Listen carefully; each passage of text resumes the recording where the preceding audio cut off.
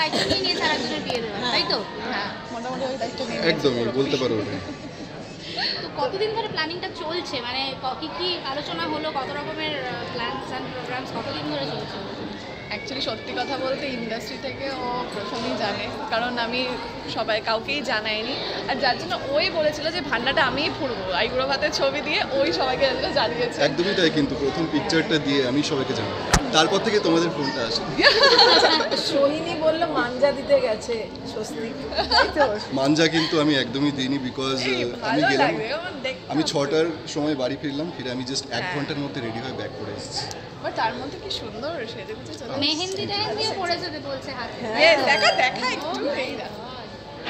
আচ্ছা, প্রিয় বন্ধু তো বিয়ে করে বাইরে চলে যাচ্ছে, একটু মন খারাপ? একটু বলবো না, অনেকটা বেশি, বিকজ আমি এমনিতে অতটা আউটগোয়িং না। ওই একজন যার সাথে আমি খুব বেরোতাম, তো এখন ও চলে গেলে আমার ওটা বন্ধ হয়ে যেতে চলেছে খুব তাড়াতাড়ি। বাট আবার রিজিউমও হবে 1-1.5 বছর। হ্যাঁ একদমই, কিছু 1 বছর বেশি। তো কি বলবে সোহিনীকে, আছে সোহিনীর উদ্দেশ্যে কি বলবে স্বস্তিক? ওর উদ্দেশ্যে কি বলবো, ভালো বন্ধু, আমার খুব কাছের বন্ধুর বিয়ে, এটাই বলবো, খুব ভালো থাকুক, খুব ভালো থাকুক, সুখে থাকুক, আর কি কামনা করতে পারি, অনেকটাই। আচ্ছা, এই স্বস্তিকের বিয়েটা কবে হচ্ছে সোহিনী? ও যেমন তোমার খবরটা দিয়েছিল, ওর খবরটা একটু দাও। আমাকে এবার দায়িত্ব নিয়ে দিতে হবে, খবর ওর আমার হতে চলেছে 3-4 বছরের মধ্যে তো হবে। 3-4 বছর মিনিমাম লাগবে আমার, বিকজ ওটা বিয়েটা তো আমাকে ফিরে এসেই দিতে হবে, তার মধ্যেখানে হতে চাইলেও আমি হতে দেবো না, আমি তো থাকবো না।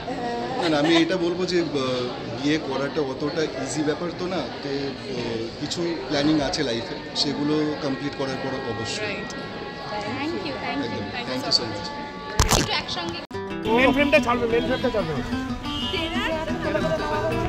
সরে সরে সরে সরে দেখি একটু দেখে দেখে সবাই।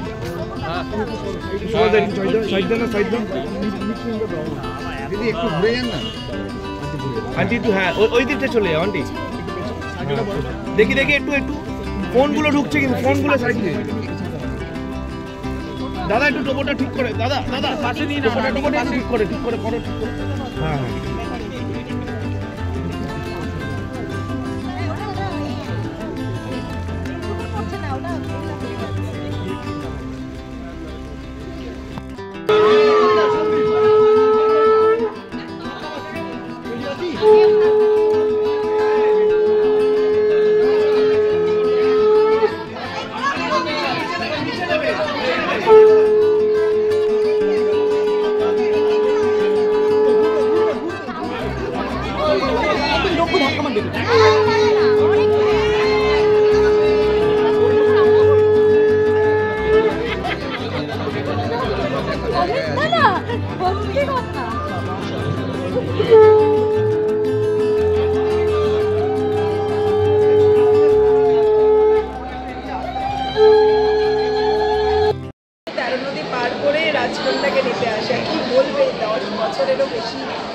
সিরিয়াস, মানে এটা আমার জন্য খুব একটা লং ওয়েট ছিল। 1.5 বছর আমি একা কাটিয়েছি, যেখানে শুধু ভিডিও কলে আমাকে ওর সঙ্গে কথা বলতে হয়েছে, মানে there was no contact apart from video calls। তো এখন আই এম রিয়েলি এক্সাইটেড, মানে অনেকগুলো ইমোশনস একসঙ্গে কাজ করছে, and I am really excited কি এখন কখন আমি ওকে দেখবো ওই বউয়ের সাজে, অ্যান্ড সে আগের মতো ফার্স্ট দিনের মতো একটা ফিলিং হবে।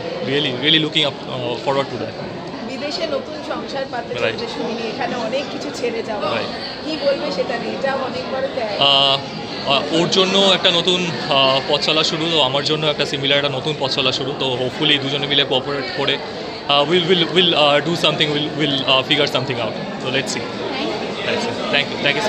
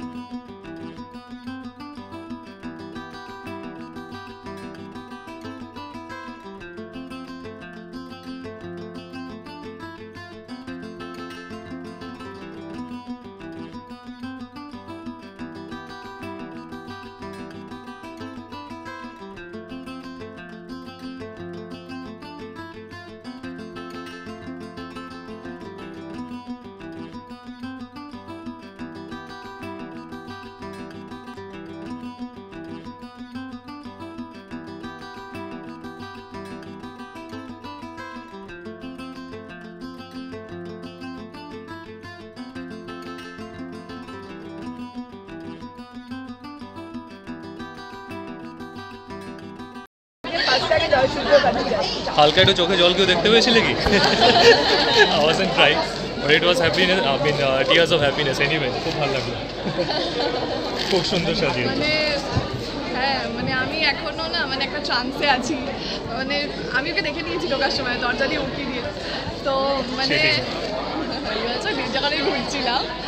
বাট হ্যাঁ, মানে 10.5 বছরের জার্নি আজকে মানে কিরকম একটা ফিল হচ্ছে। রাইট রাইট, আমার ছোট্টবেলা থেকে একসাথে, এক কথায় বলতে গেলে পরিপূর্ণতা। তো ইটস আলাদাই একটা ফিলিং, তো এটা ভাবে প্রকাশ করা যায় না। But yeah very happy, very happy, very happy. Sorry, খুবই সুন্দর লাগছে। সেই প্রথম দিনের মতো একটা ফিল পেলাম, সেই ইমোশন রান করছে। হ্যাঁ